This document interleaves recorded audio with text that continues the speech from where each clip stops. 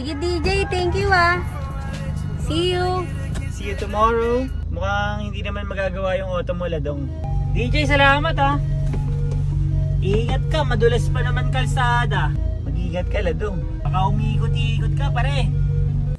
Ladong, bakit mo naman sinabing coding ka? Magko-commute lang tayo today. Bakit? Coding kasi ako eh. Hindi mo pa sinabing nagpapagawa ka pala ng auto mo.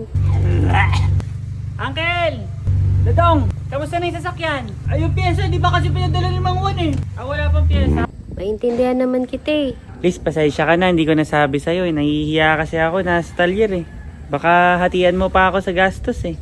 Hatian mo ba ako? Oo naman, Ladong. Ikaw talaga naiiya ka pa eh. Okay lang yun. Nakikisakay din naman ako sa'yo eh. Kaya ko na yun, Liz.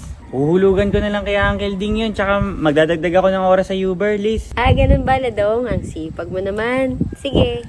Paano bukas? Ikaw na ba susundo sa akin o si DJ? Kung hindi pa talaga malabas yung auto, susundin tayo ni DJ. Ah, ganun ba, Ladong? Sige, tara. Para naman may silbi yun, Liz. Pahihirapan natin yung si DJ.